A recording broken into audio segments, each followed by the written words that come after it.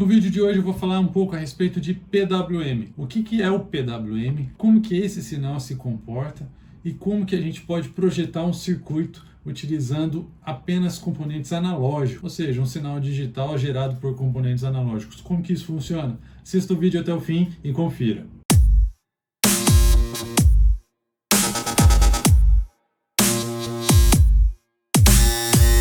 Fala pessoal, tudo bom com vocês? No vídeo de hoje então a gente vai aprender a respeito de PWM, como que a gente pode trabalhar com esse sinal e como que é o funcionamento dele. O foco desse vídeo, além de aprender o que é o PWM, é também mostrar para vocês a minha proposta de circuito para trabalhar com aquela fonte ajustável, para colocar junto com o circuito Buck. É esse vídeo que eu vou deixar o card aí em cima para vocês entenderem. O circuito Buck precisa de um sinal PWM. Eu pretendo montar esse circuito, então eu preciso também montar um circuito que gere um sinal PWM. Então eu estou incluindo nesse vídeo algumas considerações a respeito do projeto desse circuito e como que eu vou fazer na prática. Então, se você mesmo já sabendo o que é o PWM, o que ele significa, como que é o funcionamento dele, assista o vídeo até o fim, porque lá no fim eu vou mostrar para vocês uma proposta de um circuito PWM utilizando uns componentes bem simples e como que a gente vai fazer para ele funcionar perfeitamente nessa nossa fonte ajustável. Vem comigo então para o vídeo. Muito bom, então pessoal, hoje a aula é a respeito de PWM, que significa Pulse Width Modulation. Pulse Width Modulation, traduzindo isso para o português, é modulação por largura de pulso. Eu vou fazer um sinal que vai ser alterado, vai ser modulado em sua largura de pulso. A largura de pulso significa a largura no tempo. Ele vai durar mais ou menos conforme aquilo que eu estou modulando. Ok, então aqui na tela nós temos dois exemplos. Um sinal senoidal que varia de positivo e varia também para a parte negativa. Então, nesse exemplo, o sinal ele tem aqui algumas tensões, né? Não é exatamente um senoidal, porque ele está aqui um pouquinho enquadrado, né? Ele está um pouquinho, digamos assim, achatado em nos seus ângulos aqui, né? no seu nível, mas meio que está emulando ali, né? Um sinal senoidal. Como que ele se traduz em PWM, né? Fazendo a sua modulação em largura. Então, quando eu tenho um determinado valor de tensão, eu vou ter uma determinada largura de pulso. E assim, conforme vai variando, ele vai tendo outra largura de pulso. Nesse exemplo aqui, o que acontece? A largura de pulso também acompanha o sentido da tensão. Quando a tensão está diminuindo, a largura de pulso vira negativa, né? E aí eu faço uma outra modulação negativa.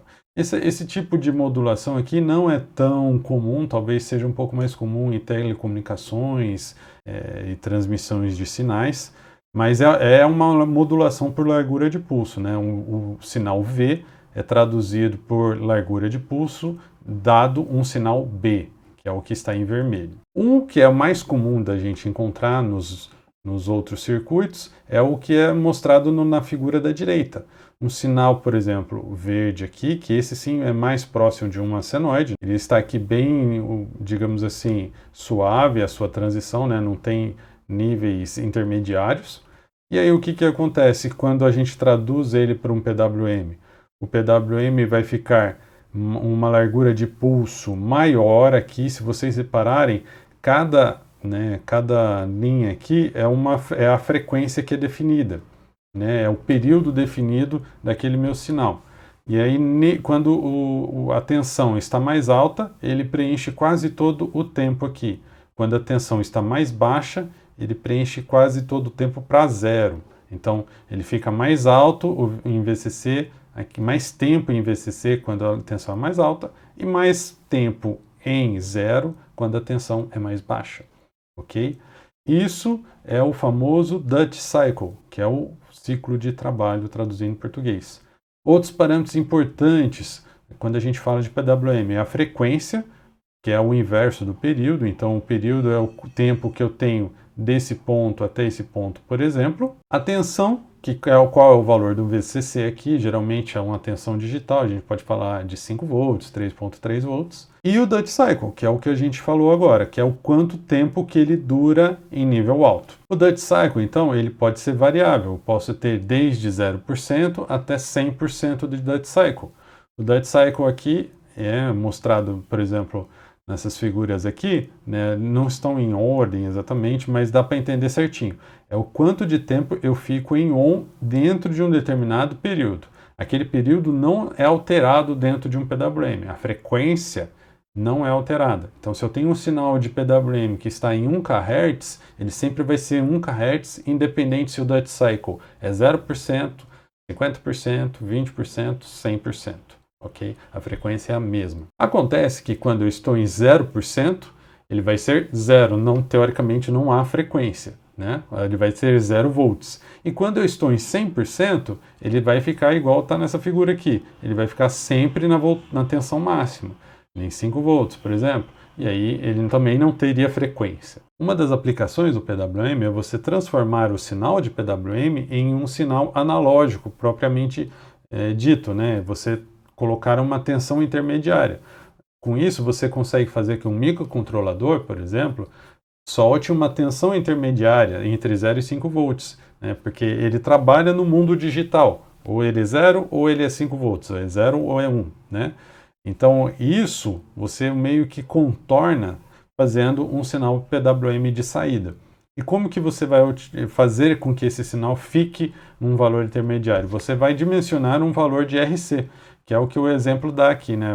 Não necessariamente esses valores, você tem que fazer esse RC conforme a frequência do seu sinal. Isso eu ensino na aula que eu falo a respeito de RC aqui no canal. Então, quanto maior o seu capacitor, mais suave vai ficar essa sua variação aqui, né? O DC out aqui seria essa linha vermelha.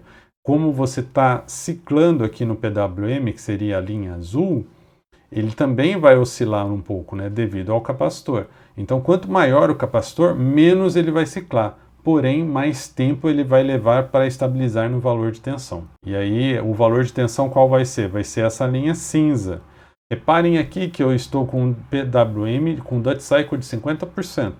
O que significa que se o meu sinal for de 1 volt, por exemplo, e eu estou com 50%, após aplicar o meu RC, ele vai ficar com meio volt na saída. Essa é uma das grandes utilidades do PWM, quando a gente pode fazer uma escrita analógica, é bem interessante. Agora falando um pouco a respeito de como que a gente vai fazer o projeto do PWM para o Buck Converter, né, para a nossa fonte ajustável aqui do canal, eu tenho um problema aqui, porque eu quero utilizar uma frequência alvo de 100 kHz. Por que eu quero fazer isso? Porque lá no cálculo da frequência, quanto maior a frequência, menor vai ser o meu indutor.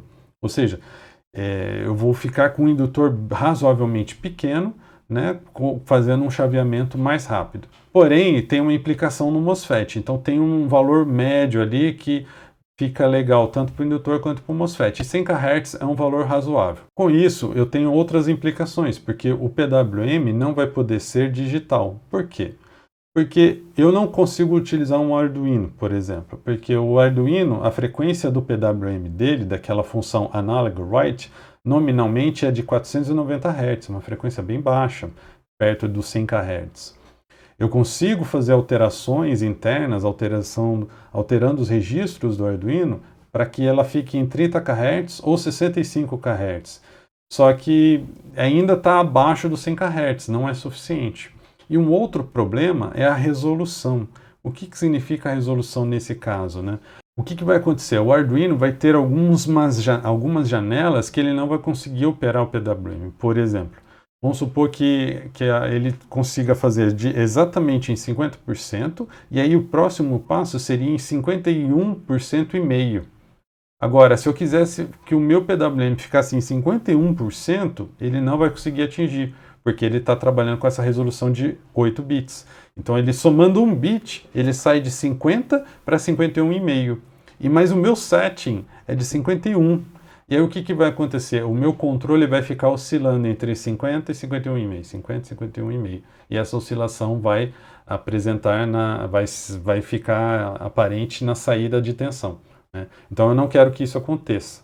Qual que era o ideal? É que eu tivesse uma resolução ainda maior para conseguir operar melhor a minha fonte. Existe um outro módulo que você consegue ter uma resolução muito boa, que é de 16 bits. porém ele vai com uma frequência até de 1,6 kHz, ou seja, ainda não atende, até pior do que o Arduino em termos de frequência. Então eu vou mostrar para vocês aqui uma solução que é muito mais fácil de trabalhar e muito mais precisa. E a gente vai usar apenas 2 CIs. Como que é essa solução? É um PWM analógico. Eu vou criar esse PWM externamente. Aqui no LT Spice eu mostro para vocês essa minha solução.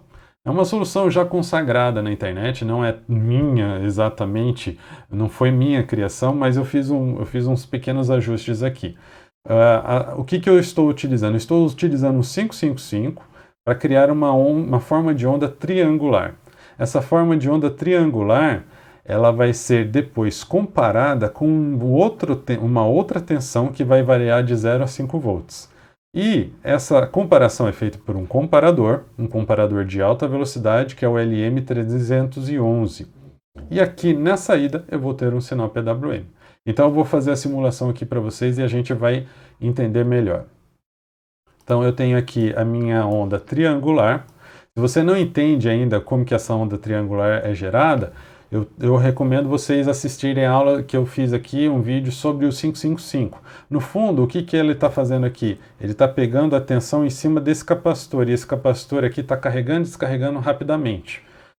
A curva do capacitor não é exatamente triangular, porém ela se aproxima muito no começo do carregamento.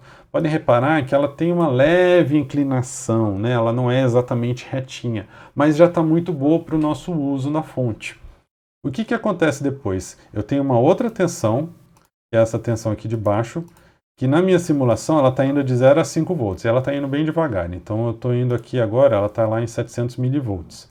E depois, o que vai acontecer? Eu vou gerar um PWM, que é a comparação dessas duas tensões. Eu faço um ajuste do nível de tensão aqui, com essa soma de resistores, e aí eu faço um PWM aqui na saída. E olha que legal, quando eu tenho mais perto de 0 volts nessa tensão aqui, mais baixo vai ser o Duty Cycle. Quanto mais próximo de 5 volts essa tensão aqui, mais alto vai ser o Duty Cycle. Então eu tenho uma relação de 0 a 5 volts a 0 a 100% de Duty Cycle. Não é exatamente de 0 a 5 volts, porque ele começa a oscilar aqui, se não me falha a memória, em meio volt, e para de oscilar em 100% em 4,5, 4,4 mais ou menos. Mas já é um ótimo circuito para trabalhar o meu controle de tensão da fonte. Porque eu tenho algo analógico, né? Analógico, o que eu quero dizer é o seguinte: eu tenho uma tensão analógica sendo comparada pelo meu comparador. Eu não tenho nenhum microcontrolador, eu não tenho problema de resolução e a minha frequência é fixa. Quem dita a minha frequência é o meu 555. No caso aqui, o 555, ele foi sintonizado, vamos medir juntos aqui, para 100 e alguma coisa. Foi o valor que eu cheguei aqui nos resistores comerciais. Vamos ver aqui. E deu quanto? Olha lá, 109 kHz. Está excelente, está muito bom para a nossa aplicação do Buck. Então, tem uma onda triangular que é comparada com esse nível de tensão. Quando quando a onda triangular está acima dessa tensão, ela gera um sinal para cima. Quando ela está abaixo, ela gera um sinal para baixo. E aí, conforme essa tensão vai subindo, mais perto do 100% ele vai ficando, né? Reparem que aqui, ó, quando a gente estava aqui no começo, olha os pulsos, olha a largura dos pulsos, como que estava. Né? Vamos chegar bem próximo aqui, assim, ó. Eram pulsos bem fininhos, bem magrinhos, né? Agora, quando a gente já está com uma simulação bem adiantada, olha aqui como que está ficando, olha como que está ficando bem mais largo. Né? Então, eu vou conseguir ajustar o meu PWM utilizando um sinal de 0 a 5 volts. E de onde vai vir esse sinal de 0 a 5 volts? Aí é um tema para o próximo vídeo, que vai vir do controle de tensão. Vai ser um outro circuito dedicado que vai receber qual que é o meu set point, qual que é a minha tensão desejada, vai ler qual que é a tensão que está saindo da minha fonte e vai gerar uma tensão de 0 a 5 volts para entrar nesse circuito PWM. Ok? Então, espero que tenha gostado a respeito dessa aula de PWM, esse circuito bem simples que gera um PWM analógico, e a gente vai continuar o nosso projeto de fonte aos poucos. Tudo fazendo os cálculos, fazendo as simulações primeiro e depois colocando na prática. Beleza, pessoal? Espero que tenha gostado da aula. Um abraço e até o próximo vídeo.